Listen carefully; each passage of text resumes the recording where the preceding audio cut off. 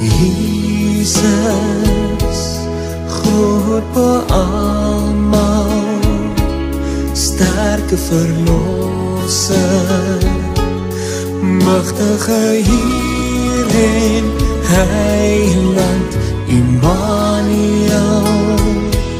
God is met ons, reddende Heere, levende woord.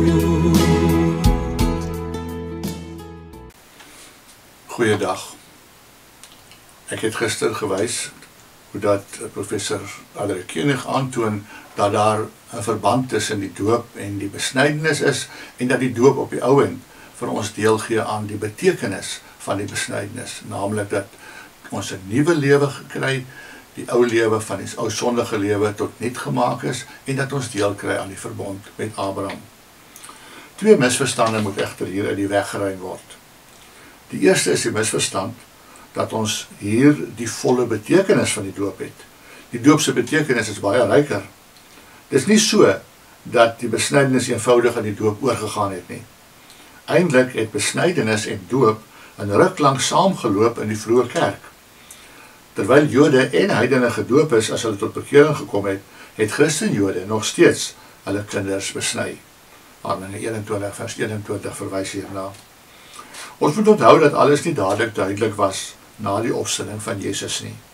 Trouwens, hy het self in die vooruitsig gestel dat die Gees die disippels geleidelik in die hele waarheid sou inlei. Johannes 16 vers 13. Daarom het baie insigte geleidelik gegroei. Ons weet byvoorbeeld dat die Christene aanvanklik die kruis heeltemal negatief geïnterpreteer het en eers byna 20 jaar na die kruisiging besef het watter wonderlike waarde die kruis het, soos Paulus dit in Galasiërs 1 vers 4 ook beskryf. Net so het die doop aanvanklik net die betekenis van vergifnis en reiniging van sonde gehad, en eers later ook die betekenis gekry van vereniging met Christus en inlywing in die verbond. Opsommend sou ons kon sê dat die doop se betekenis teruggegaan het op twee gebruike in die Ou Testament. Die groot versoendag van Levitikus 16, wat beteken vergifnis en reiniging van sonde, en die besnydenis, inlywing in die verbond en beëindiging van ons ou lewe. En dan het die doop natuurlik ook nuwe betekenisse gekry, soos die vereniging met Christus. Die tweede misverstand is dat die doop net vir gelowiges is. Natuurlik is die doop vir gelowiges. En natuurlik is daar niks met die sogenaamde groot doop verkeerd nie. Ons kan die Here prys vir elke buitestander wat tot bekering kom en dan gedoop word. Dis besny. Dis presies hoe die besnydenis ook gewerk het.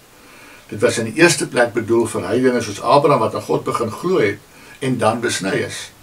Die besnydenis was immers voluit 'n geloof sakrament, net soos die doop. Maar tog het die Here Abraham beveel om ook vir Isak te besny toe hy nog 'n kind was. Die besnydenis was dan, net soos die doop, 'n geloofsakrament. Abraham is besny as teken en bewys dat God hom aangeneem het, omdat hy geglo het, maar Isak kon mos nog nie glo nie. 'n Mens kan verskillende verklaringe hiervoor aanbied, maar belangriker as enige verklaring is die feit dat dit die wil van die Here was.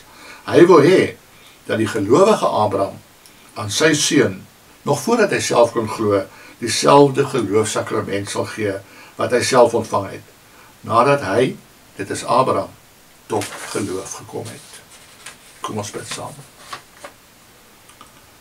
Hemelse Vader, ons maak partykeer die geloof vir ons so ingewikkeld, wanneer ons begin stry oor groot doop, klein doop, bekeringsdoop, verbondsdoop, terwyl U dit eintlik vir ons heel eenvoudig gemaak het. Glo net in Christus en jy sal gered word.